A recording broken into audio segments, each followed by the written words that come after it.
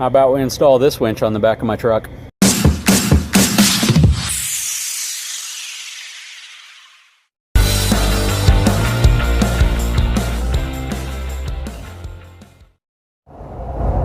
Hey everyone.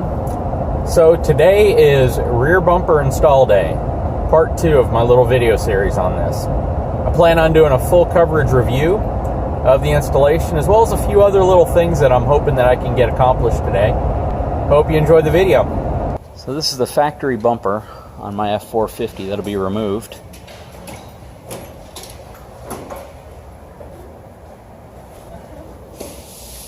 And it's being replaced with this Ranch Hand Horizon Series rear bumper.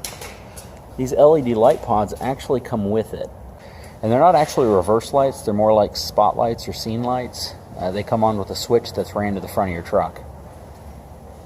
So time to measure the gauge thickness of this Horizon bumper. As you can see, I got my caliper zeroed out.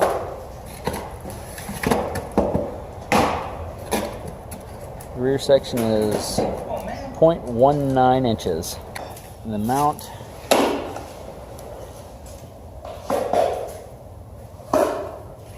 is 0.335 inches. 0.19 inches. As you can see, it actually has the holes for my parking sensors as well on the back. And has real nice steps on the side. I believe they got this off of General Motors. Regardless, it's a really good idea. I think all bumpers should have those. And just in case you wanted to see the reverse side.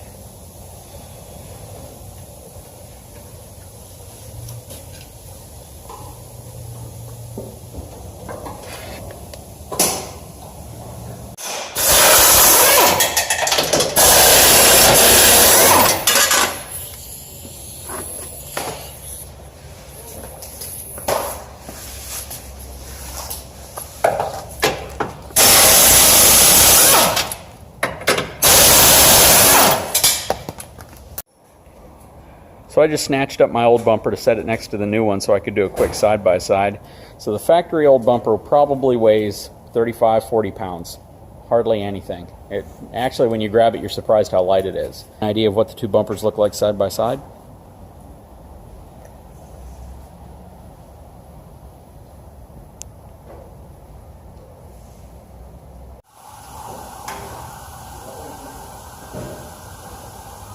In case you wondered what the truck looks like without the bumper on, this is what it looks like.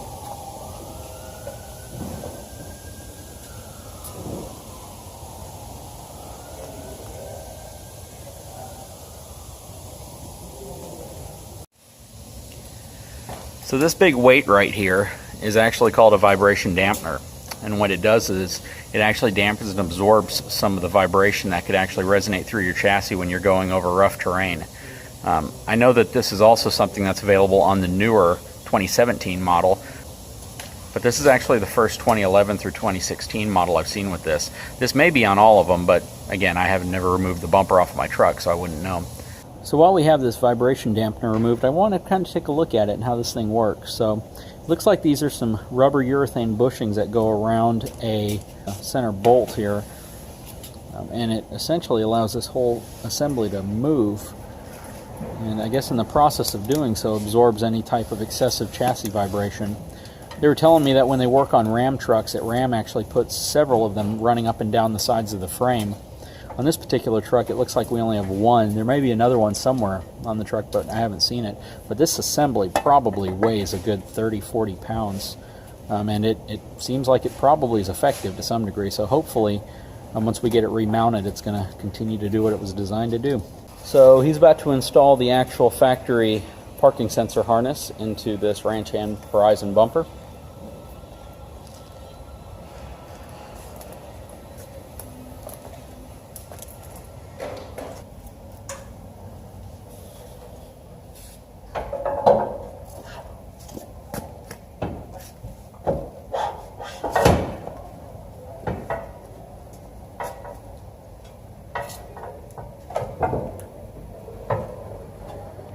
Can you hold it right there?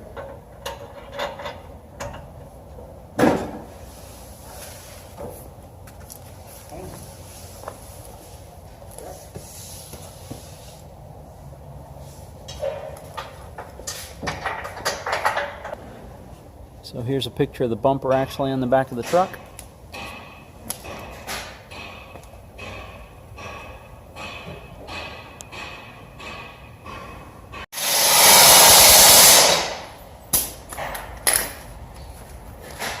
Putting the dampener back in.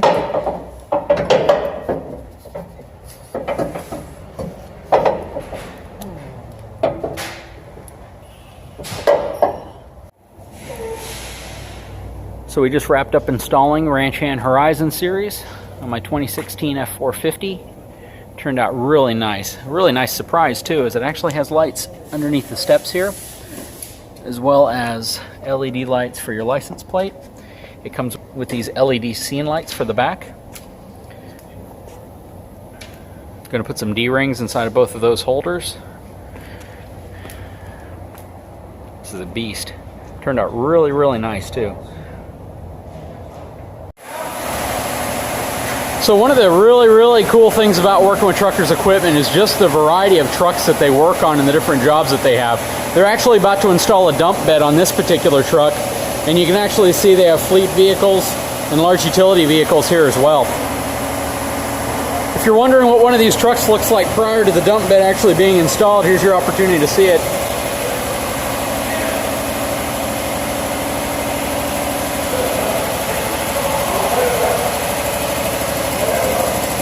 Leaf springs.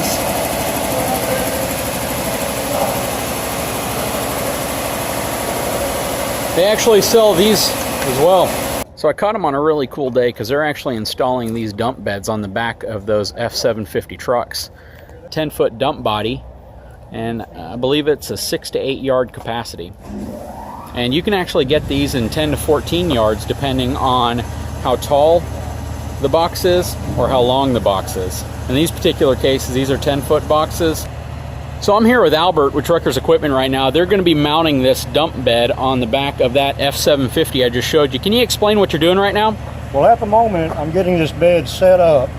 I'm going to put on my cab protector, run my wiring, and I have to modify for an air gate system, okay, which will entail installing a valve, air lines, before it gets mounted. I prefer to do this on the ground because it's a lot easier than having to climb 10 feet in the air to do this. Some systems where we install a tarping mechanism, we install it here on the ground, which it would be far easier than doing it when the truck is mounted. Gotcha. All right, appreciate it. Thank you. All right. So they actually had to remove approximately 4 feet of frame from the back of these trucks for the dump beds to go on. These are 2015 F750s, but let me give you an idea of the C-channel on these trucks and how big they are. So this particular C-channel is 0.385 inches. That is pretty massive.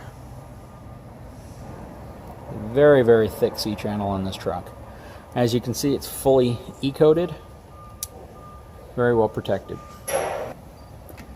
And to kind of talk about why these trucks are open C-channel, a lot of people think it's because it's a less expensive material. The reality is they could have gone to a boxed frame if they want and used half this thickness on each side to close the box frame up. Also, if you look at these cross members and how they're designed, they could have boxed them because, again, it's two complete cross members that are bolted together. It would have been easy enough to simply weld the two together as one box section. But again, this kind of proves the point that you want chassis flex in a truck like this when you're hauling tremendous amount of weight over the back. These cross members by design are made to actually twist, and that's why you see them using kind of a reverse C-channel bolted back to back. Even the dump body frame, this portion right here that actually lifts up, is open C-channel. These center supports now are actually box sections, but that's primarily because this is where you have the hydraulic arm attached to. But if you look further back, it's actually open C-channels.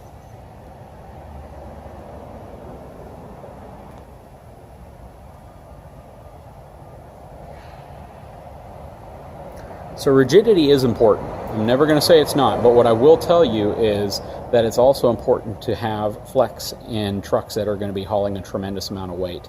And this truck right here doesn't need to have any type of upfitting done on this particular C-channel frame. So that being the case, it kind of proves the point that a C-channel is designed to inherently have some flex built into it. Definitely want to thank Ranch Hand and Truckers Equipment. If you like my video, please like and subscribe. Thank you.